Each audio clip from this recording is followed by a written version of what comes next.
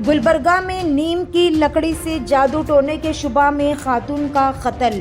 गुलबर्गा में अंधविश्वास पर मबनी एक दिल दहला देने वाला वाक़या सामने आया है, जहां 38 साला एक खातून को जादू टोने के इल्ज़ाम में बेरहमी से कत्ल कर दिया गया।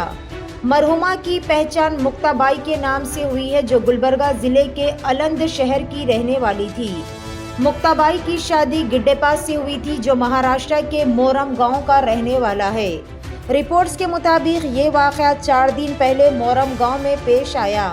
बताया जा रहा है कि मुक्ताबाई अपने घर के करीब बेहोश होकर गिर पड़ी थी, जिसके बाद शौहर के भाई और दूसरे रिश्तेदारों ने शुबा जाहिर किया कि वो किसी भूत या बदरूह के असर में है। इस बदरूह को भगाने के बहाने रिश्तेदारों ने मुक्ताबाई पर नीम की लकड़ी से शदीद तशद्दुद किया। पूरी रात और अगले दिन सुबह तक उनको मारा पीटा गया, जिससे वो बुरी तरह से जख्मी और बिल्कुल निढाल हो गए। निहायत ही नाजुक हालत होने के बावजूद मुल्जिम रिश्तेदारों ने इलाज के लिए ले जाना ज़रूरी नहीं समझा। इसके बजाय उनको देवल गाणगापुर के दत्तात्रेय मंदिर ले जाया गया, जहां और रस्में अदा की गई ताकि भूत निकाला जा सके।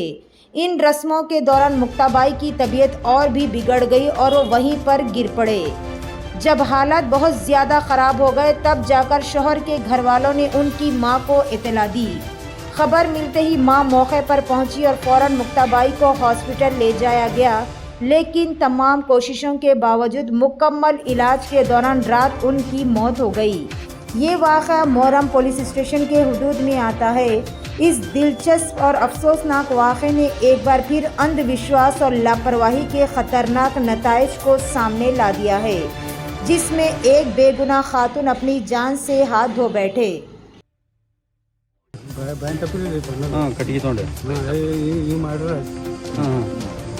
ಎಷ್ಟು ದಿನ ಹೊಡೆದ್ರೆ ಹಂಗೆ ದೇವ್ ಬಿಡಿಸ್ಬೇಕು ಈಗ ಒಂದೇ ಒಂದೇ ಅಡ್ಡೆಕಾಯಿ ಹೊಡೆದಾರ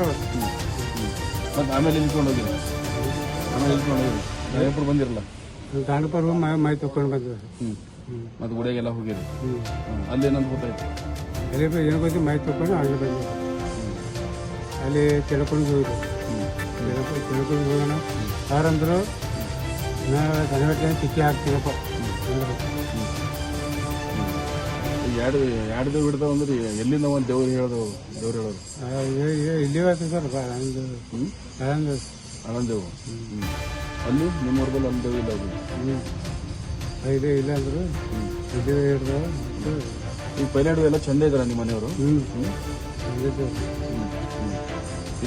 ಆನಂದ್ ಬಂದಿರಿ ನೀವು ಅವತ್ತು ಅಮಾಸಿಗೆ ಇಲ್ಲಿ ಇಲ್ಲಿಗೆ ಬಂದಿರಿ ಅಲ್ಲೇ ಹೋಗ್ಬಿಟ್ಟು ಪಾರು ಇಲ್ಲಿ ಎದಕ್ಕೆ ಬಂದಿರಿ ಅಮಾಸಿಗೆ ಎದಕ್ಕೆ ಬಂದಿರಲಿ ಇಲ್ಲಿ ನಾವು ಇದಕ್ಕೆ ಹೋಗಿದ್ರು ಕಬಜಿಗೆ ತಮ್ಮನ ಮಗಂದು ದಾಖಲೆ ಪಡೈತೆ ದಾಖಲೆ ಮಾಡಿ ರಾಸನ ತುಂಬ್ಕೊಂಡು ಹಂಗೆ ಹೋಗಿದ್ವಿ ಅಮಾಸಿ ಮಾಡ್ರಿ ಇಲ್ಲ ಇಲ್ಲೇ ಹಾಕೊಂಡು ಮಾಡಿದ್ವಿ ನೀವು ಒಬ್ಬರೇ ಬಂದಿರಿ ನಿಮ್ಮ ಮನೆಯವರು ಬಂದಿರೋ ಮನೆಯವರು ಜೊತೆಗೆ ಬಂದು ಹೋಗಿರಿ ಹೋದ್ಮೇಲೆ ಅಲ್ಲಿ ಗೊತ್ತಾಗ್ಯದ ಗೊತ್ತಾಗ ಪಕ್ಕ ದೇವಿತ್ತಂತ ದೇವಿತ್ತು ಈಗ ನಿಮ್ಗೆ ಹೆಂಗ ಅನ್ಸರ್ ಗಂಡಿದ್ರಿ ನೀವೀಗ ದೇವ್ ಹಿಡಿದಿತ್ತಾ ಅವರ ಹತ್ರ ಮನೆ ಬಂದು ದೇವ್ ಹೋಯ್ತು ಮತ್ತೆ ಈಗ ನಿಮ್ಮ ಹೆಂಡತಿನಾಗಿ ಡೆತ್ ಆಗ್ಯಾರಲ್ಲ ಈಗ ಯಾರು ಗಾಯ ಹೊಡೆದಾರದು ದೇವ್ ಬಿಡಿಸಿದ್ರೆ ಕೊಡ್ತಾರ ಗಾಯ ಆಗ್ಯದ ಅದೊಂದು ಏನು ಗಾಯ ಅದು ಹೆಂಗಿದೆ ನಿಮ್ಮ ಅಣ್ಣದೇವ್ರ ತಮ್ಮದರೇ ಹೊಡೆದ್ರು ಈಗ ದೇವದ ಅಂತ ನಿಮ್ಮ ಹೆಂಡತಿನ ಸತ್ತೋದ್ರಲ್ಲ ಈಗ ಇದು ಮತ್ತೆ ಹೆಂಗೆ ಮಾಡ್ತೀರಿ ಮತ್ತೆ ಆಯ್ತು ಬೆಸ್ಟ್ ಹೇಳ್ರಿ ಜಗತ್ತು